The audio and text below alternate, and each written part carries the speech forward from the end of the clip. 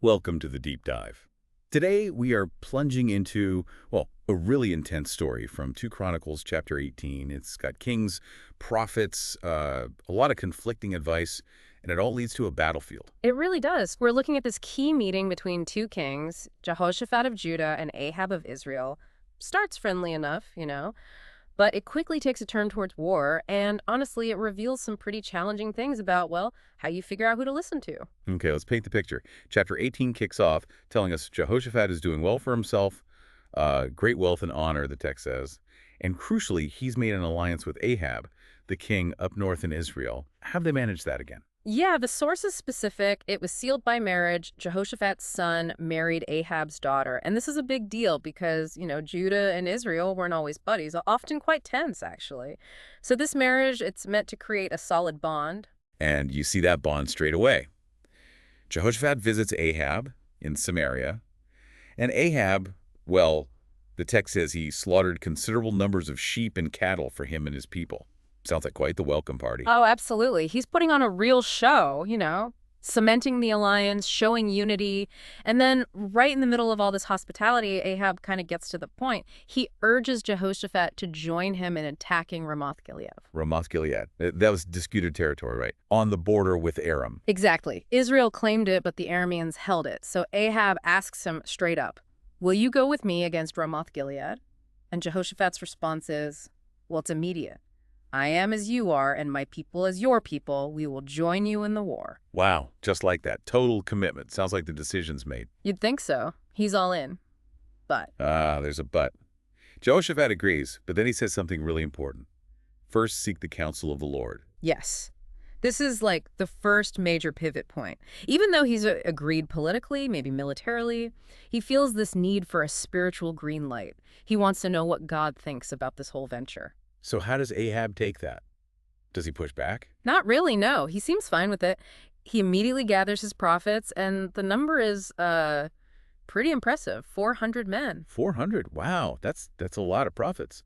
Suggests they were kind of on the royal payroll, maybe? It certainly suggests a large, established group readily available to the king, likely prophets who were, let's say, aligned with Ahab's court and the religious practices common in Israel then. And Ahab asks them the same basic question. Yeah. Shall we go to war against Ramoth-Gilead, or shall I refrain? So what do the 400 say? Unanimous. It's a single voice, really. They all say, "Go, for God will give it into the king's hand. Clear victory, divine blessing, the works." And wasn't there one guy who got really dramatic about it? Zedekiah. Oh, yeah. Zedekiah, son of Kenana, he actually makes these horns out of iron, and he holds them up and says, "This is what the Lord says. With these, you will gore the Arameans until they are destroyed." Iron horns. Yeah. Like Ahab's going to be this unstoppable bull trampling the enemy. Powerful stuff. Very vivid imagery. And the text makes it super clear. All the other prophets were prophesying the same thing, same message. Attack, win, the Lord's behind it. Okay, so you've got this massive consensus. 400 voices, all professional prophets, apparently speaking for God, telling the king exactly what he wants to hear victory. Seems like a done deal now, surely. You would absolutely think so. Most people would stop right there. But Jehoshaphat, he's still hesitating. He asks again, "Is there not a prophet of the Lord here whom we can inquire of?" A prophet of the Lord. He's making a distinction, isn't he? Maybe implying these 400 aren't quite what he's looking for. It definitely sounds like he's looking for a different kind of voice. Maybe someone less connected to Ahab's court, someone known specifically for speaking Yahweh's word, perhaps more independently. And Ahab's reaction to this question, it just said so much. Oh, it's incredibly revealing. He says basically, "Well, yeah, there is one guy we could ask, Micaiah, son of Imlah, but I hate him." He actually says, I hate him. Yep. "But I hate him because he never prophesies anything good about me, but always bad." Wow. So Ahab admits Micaiah can inquire of the Lord, but he hates him because the news is always bad. For Ahab, he doesn't like the message, so he hates the messenger. Exactly. He equates uncomfortable truth with personal antagonism. And Jehoshaphat has this great little comeback. Yeah, he says the king should not say that. Like a gentle nudge. Hey, that's not how it works. You don't dismiss a prophet just because you don't like the prophecy. It really shows Jehoshaphat understands something fundamental. A true prophet relays God's message, not the king's wish list. Truth isn't always convenient. Still, Ahab, even though he hates the guy, agrees to call him. Bring Micaiah, son of Imlah, at once. And the scene is set up quite formally. The two kings are decked out in their royal robes, sitting on thrones. It's all happening at the threshing floor near the city gate in Samaria, very public. And the 400 prophets are still there prophesying away. Right, creating this atmosphere of overwhelming agreement. So they send a messenger to get Micaiah, and this messenger tries to give Micaiah a little helpful advice on the way. He does. He basically pulls Micaiah aside and says, look, everyone else, all 400 prophets, they're predicting success. Just go with the flow, say something positive, let your word agree with theirs. So pressure to conform. Don't rock the boat, Micaiah. Tell the king what he wants to hear. He's a classic peer pressure, really. Fit in, be agreeable, but Micaiah's having none of it. What does he say? His response is rock solid. As surely as the Lord lives, I can tell him only what my God says. No compromise. His loyalty is to the message, not the audience, not the politics. That takes guts. Absolutely. It's all about prophetic integrity. Speak the truth, whatever the consequences. Okay, so Micaiah arrives, stands before the two kings, the 400 prophets probably glaring at him. Ahab asks him the question, Micaiah, shall we go to war against Ramoth-Gilead, or shall I refrain? And Micaiah's first answer is surprising. It is. He says, attack and be victorious, he answered, for they will be given into your hand. Sounds exactly like the other guys. Right. You think, wait, did the messenger get to him? Did he cave? But Ahab knows better, doesn't he? He does. Yeah. Having just complained that Micaiah only says bad things about him, he immediately picks up on the likely sarcasm or insincerity here. He knows this isn't Micaiah's real message. So he pushes him. Yeah, he basically says, cut it out. How many times must I make you swear to tell me nothing but the truth in the name of the Lord? He demands the real prophecy. And then Micaiah lets him have it. The actual vision. The actual vision. And it's grim. I saw all Israel scattered on the hills like sheep without a shepherd. Oof. Sheep without a shepherd.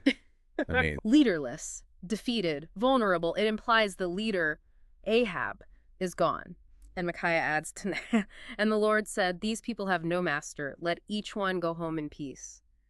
Total military collapse. the complete opposite of victory and Ahab's reaction. Predictable, I guess. Totally. He turns to Jehoshaphat and basically says, see, told you so. Didn't I tell you that he never prophesies anything good about me, but only bad? He's still focused on how the message makes him feel, not what the message actually is. He just cannot hear the warning for what it is. It's confirmation bias in action, isn't it? Textbook. And Micaiah isn't finished. He then gives this incredible deeper vision to explain why the 400 are wrong and why this disaster is coming. This is the really wild part, isn't it? The divine counsel. Exactly. He says, therefore hear the word of the Lord. I saw the Lord sitting on his throne with all the host of heaven standing on his right and on his left. Picture God in his heavenly court. Okay, so God's on the throne. What's happening? God asks the assembled heavenly beings, who will entice Ahab, king of Israel, into attacking Ramoth-Gilead and going to his death there? Hang on. The question isn't if he should go, but who will lure him to his death, it sounds like. Like Ahab's death is already decided. That's exactly how it reads. The outcome seems fixed in the divine realm.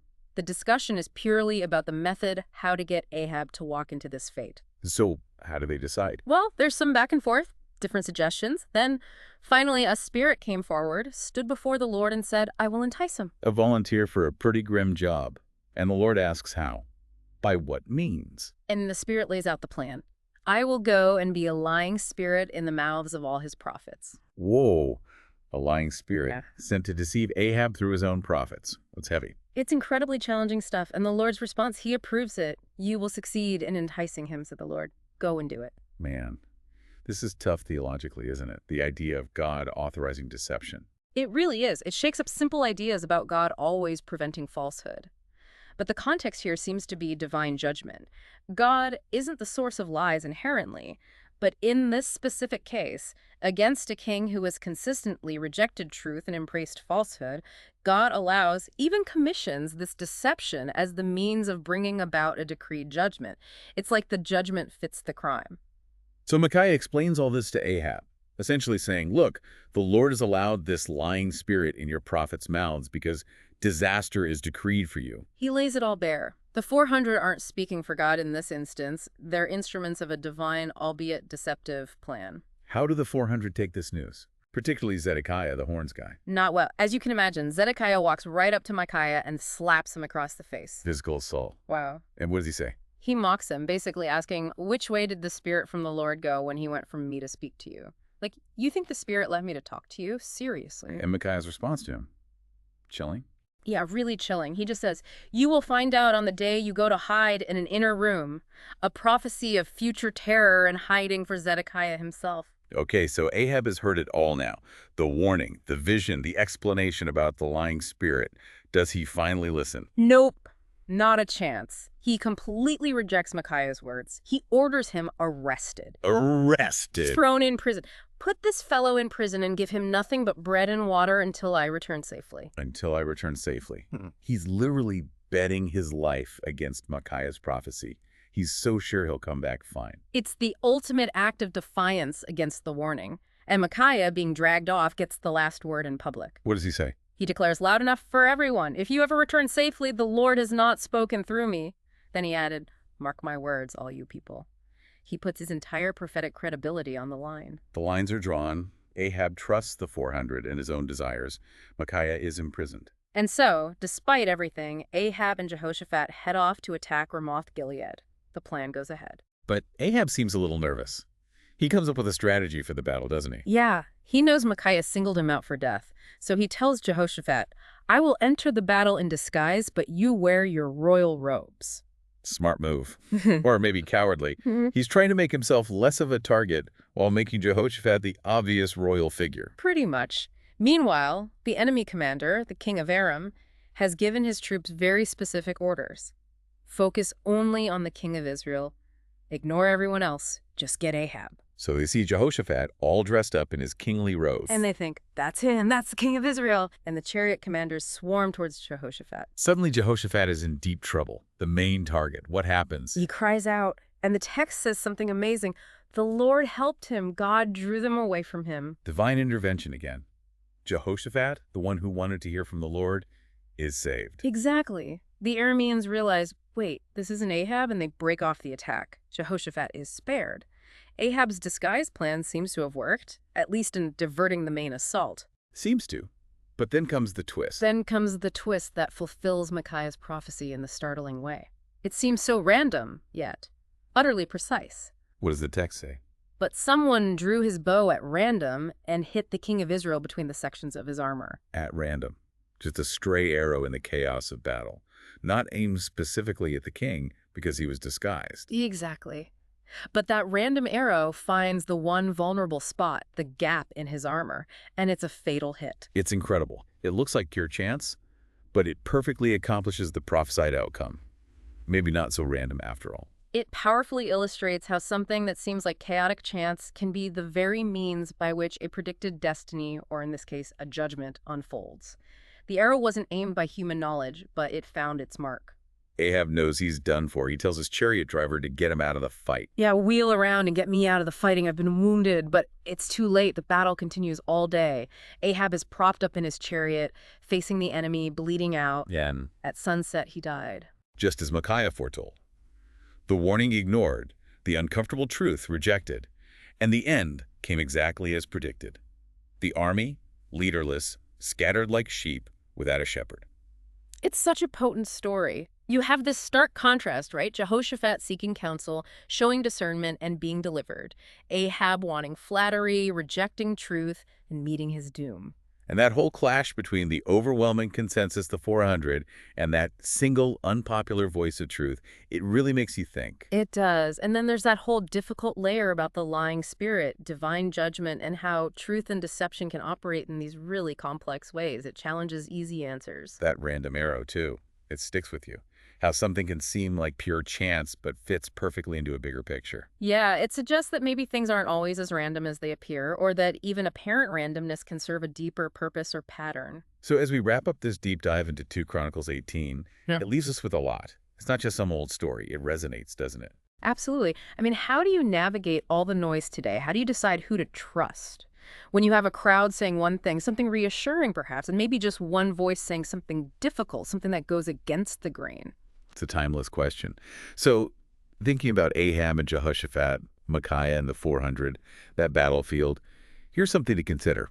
When you're faced with a situation where almost everyone agrees on something, but one dissenting voice raises serious, uncomfortable questions, how do you figure out what's true, especially when the stakes feel really high?